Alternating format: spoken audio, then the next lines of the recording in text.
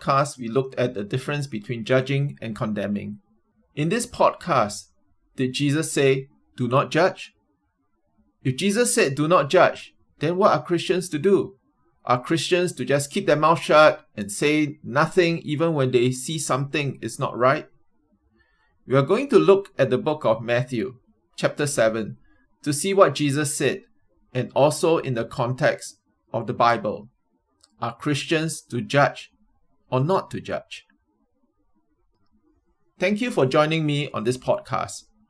And we are going to explore what I have personally heard some people exclaim. Jesus says, do not judge, so you should not judge me. If you have not heard my last podcast about what judging is, please have a listen. And today I'm going to use the word judge as I explained in my last podcast. Okay, so did Jesus say, do not judge? If you read Matthew chapter 7 verse 1 from the NIV, Jesus says, do not judge.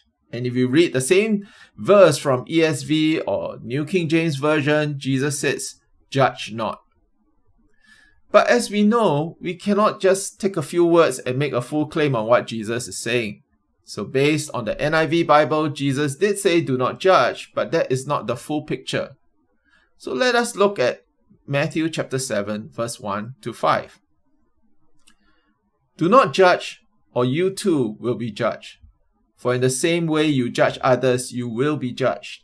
And with the measure you use, it will be measured to you.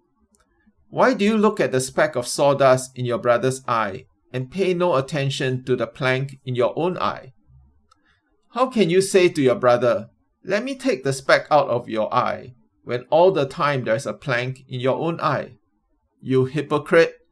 First take the plank out of your own eye, and then you will see clearly to remove the speck from your brother's eye.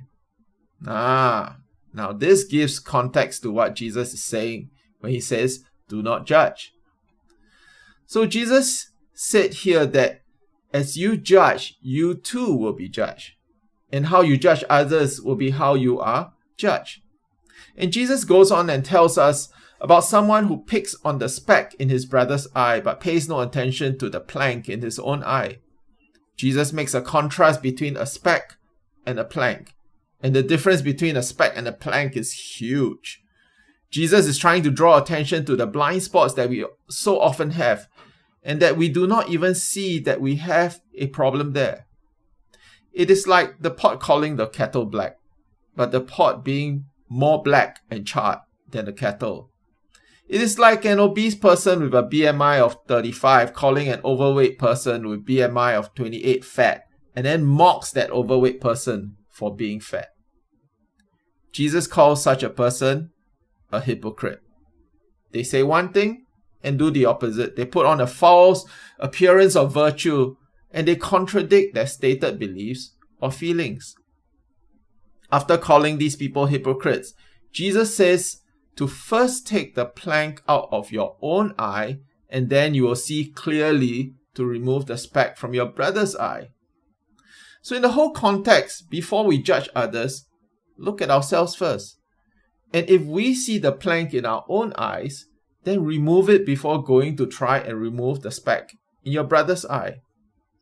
And note that Jesus was talking about the person's brother, which in our interpretation would be a fellow believer of Jesus. Let's say that maybe you have a problem with being generous and you got irked by someone who was not generous with you.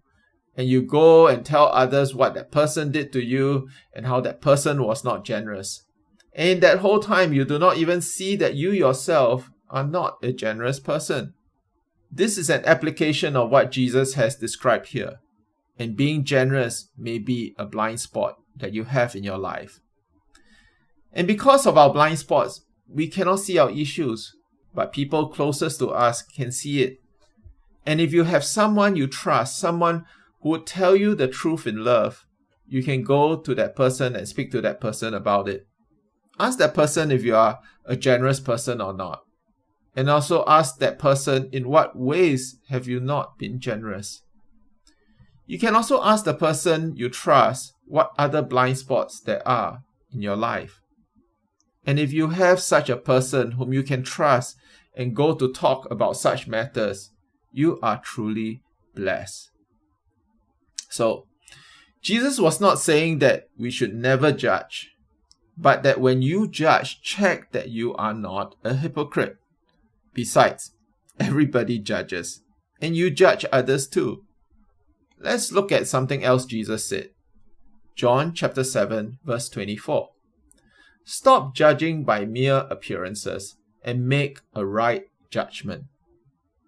Now, if someone who took do not judge out of context does the same for this verse, then the person will go around and say, Jesus said, stop judging.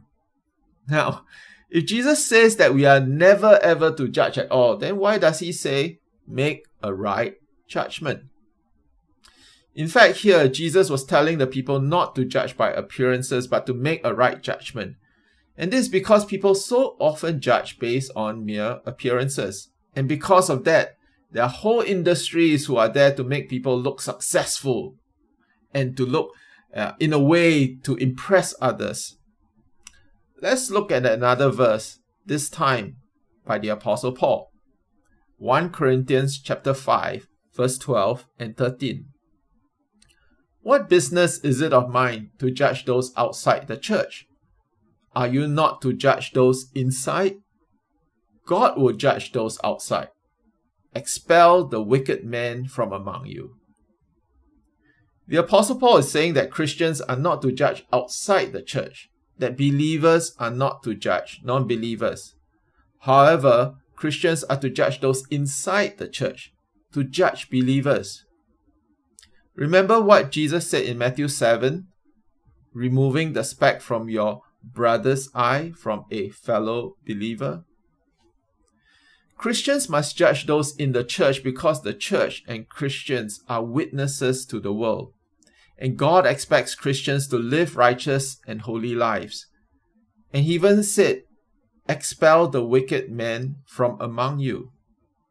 In the context of 1 Corinthians chapter 5, there was a man in the church who is having sexual relations with his father's wife.